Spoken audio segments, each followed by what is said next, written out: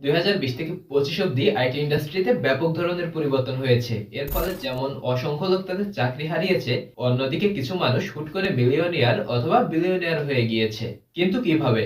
আজকের ভিডিওতে আমরা এমন 5টি স্কিল নিয়ে কথা বলবো যেগুলোর একটিও আপনি আয়ত্তে আনতে পারলে আমার মনে হয় আপনার আগামী 10 থেকে 15 বছর একটা সেফ টাইম যাবে। চলুন শুরু করা যাক।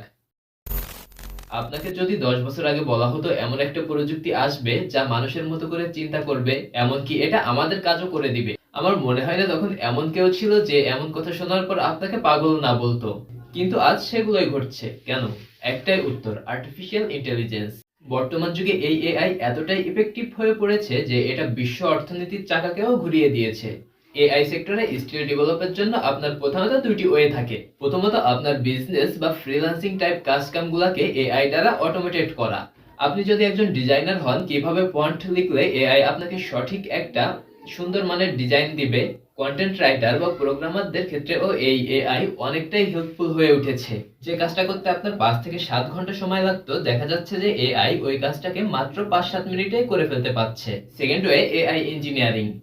আগের কাজটি ছিল আপনি এআই কে ব্যবহার করে আপনার কাজটাকে স্মুথলি আরো সহজ করে ফেলবেন। আর সেকেন্ড ওয়েটি হলো আপনি এআই এর সিস্টেমের ডেভেলপার, অর্থাৎ এআই কিভাবে কাজ করবে আপনি সেটাকেই তৈরি করবেন।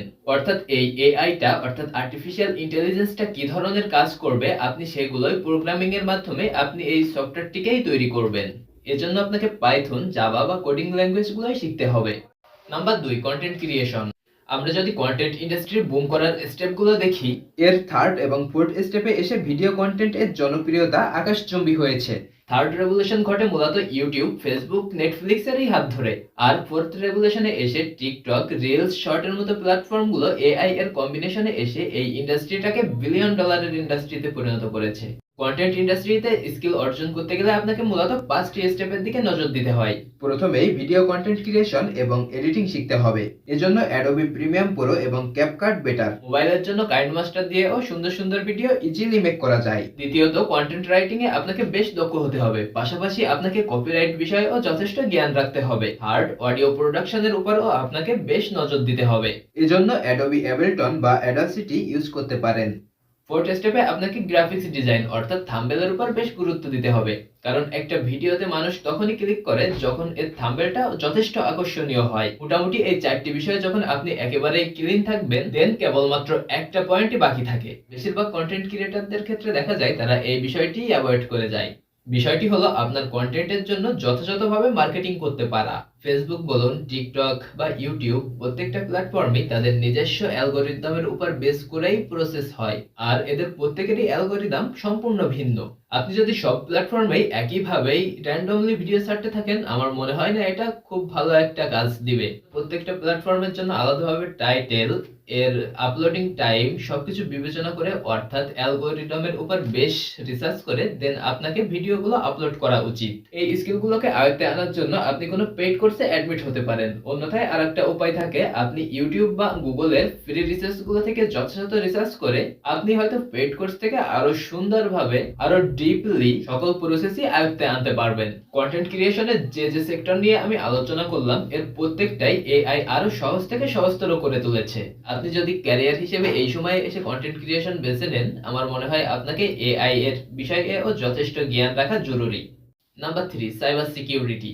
বর্তমান দুনিয়ায় বড় বড় প্রত্যেকটা কাজই ডিজিটালি হয়ে থাকে। বড় বড় কোম্পানি বা ইউনিভার্সিটি ইদানিং ডিজিটাল অ্যাটাক অর্থাৎ সাইবার অ্যাটাকের শিকার হচ্ছে। দিন দিন এজন্যই এই সেক্টরের গুরুত্ব অনেক বেড়ে যাচ্ছে। এই সেক্টরের ডিমান্ড আরো বাড়ার অন্য একটা বড় কারণ হলো এআই দিয়ে এই সেক্টরের সকল কাজগুলো রিপ্লেস করা সম্ভব হয় না। এই সেক্টরের কেন্দ্রবিন্দুতেই থাকে নেটওয়ার্ক সিকিউরিটি, পেন টেস্টিং এবং থ্রেট হান্টিং। নেটওয়ার্ক সিকিউরিটি হলো মূলত firewall configuration, VPN, encryption, antivirus system, basically যেগুলো ম্যালওয়্যার প্রোটেক্ট করে থাকে। এক্ষেত্রেও আগের মতো না, শুধু এক্ষেত্রে না, প্রতিটা ক্ষেত্রেই কোনো একটা স্কিল গ্যাদার করার জন্য আপনার কাছে ওই দুইটা ওয়েই থাকে, এক পেইড রিসোর্স, দুই free resource. Number 4, web development. আপনি এখন এই ভিডিওটা কোথায় দেখছেন? ইউটিউবে। ইউটিউব বলুন, ফেসবুক, টিকটক বা বিভিন্ন ই কমার্স ওয়েবসাইট অর্থাৎ দারাজ, আলিবাবা সবকিছুই তৈরি হয়েছে কোনো না কোনো ওয়েব ডেভেলপারেরই হাতেই। বর্তমান যুগে বিজনেস সহ যে কোনো সেক্টরে পূর্ণতা পায় না যদি না তাদের একটা পূর্ণাঙ্গ ওয়েবসাইট থাকে, আর এজন্যই দরকার একজন ওয়েব ডেভেলপার। ওয়েব ডেভেলপমেন্টের বেসিক বিষয় দুইটি, এক ফ্রন্ট এন্ড, দুই ব্যাক এন্ড। ফ্রন্ট এন্ড বলতে একজন ইউজার যে অংশ দেখতে পায়, অর্থাৎ আপনার ওয়েবসাইটে ঢুকে ওয়েবসাইটটি যে অবস্থা দেখতে পায় সেটাই ফ্রন্ট এন্ড।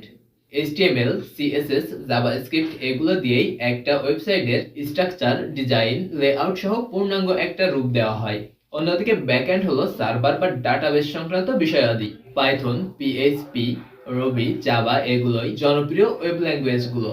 একজন পূর্ণাঙ্গ ওয়েব ডেভেলপার হতে গেলে আপনাকে এগুলোর পাশাপাশি সার্ভার ম্যানেজমেন্ট অর্থাৎ cloud computing, version control, CI/CD সম্পর্কেও ভালো জ্ঞান রাখতে হবে। বর্তমানে AI কোড লেখার জন্য অনেক এক্সপার্ট। এই সময় এসে আপনার ওয়েব ডেভেলপমেন্টের জন্য AI এর ব্যবহার জানাও অনেক জরুরি। এই 4টি স্কিলের মধ্যে যে কোনো একটাও যদি আপনি আয়ত্ত করতে পারেন, মোটামুটি ধরে নিতে পারেন আগামী 10 বছরের জন্য আপনি সেভ। এই মুহূর্তেই আপনার যে কোনো একটা চুজ করে কাজে লেগে পড়া উচিত। আজকের ভিডিওটি কেমন লাগলো কমেন্ট করে জানান। দেখা হচ্ছে নতুন পর্বে। বাই।